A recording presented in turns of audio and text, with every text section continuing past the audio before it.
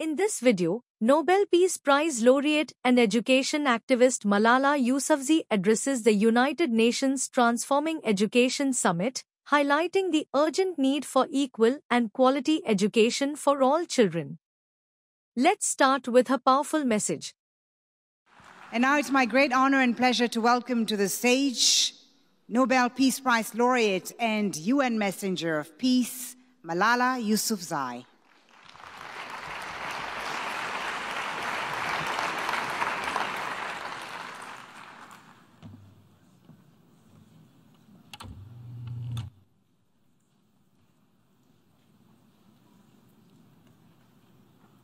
Seven years ago, I stood on this platform, hoping that the voice of a teenage girl who took a bullet in standing up for her education would be heard.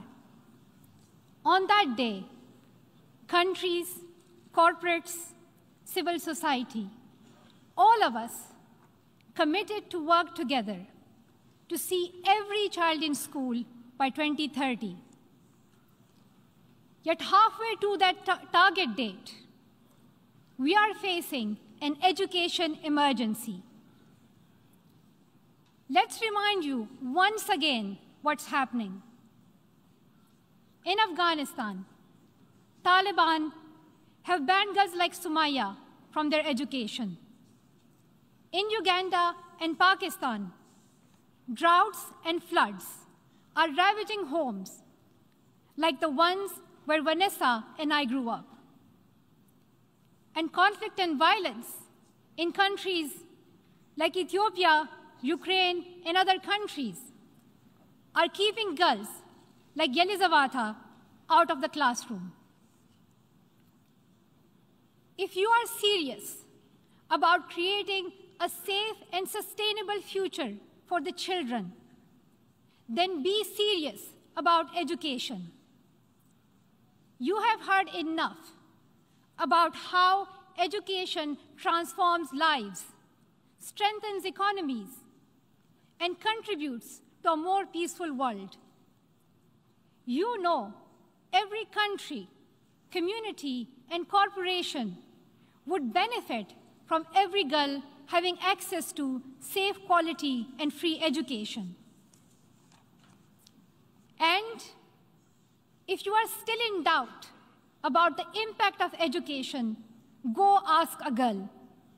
She will tell you what education means to her.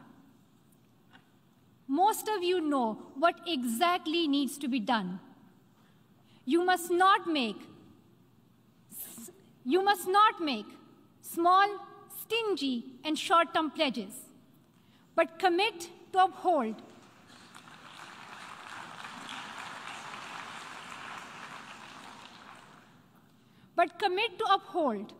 the right to complete education and close the funding gap once and for all. You must use the power you have to take action. Allocate 20% of your budgets to education. High-income countries increase aid, cancel debts, and set fair global tax system so that low-income countries can spend more on girls. Remove gender bias from curricula, improve content, and make schools safe for girls. And work together with those who are the closest to the challenges to transform education. Today, you have heard from Vanessa, Sumaya, and Yelizaveta. They join millions of young people from around the world who have written demands in the Youth Declaration, and they stand ready to lead the way.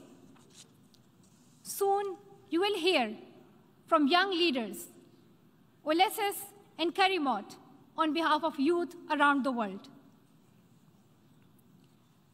I hope in another 7 years, we will speak to you again, but instead of urging you to help us, we will be cheering and celebrating the progress you have made for girls.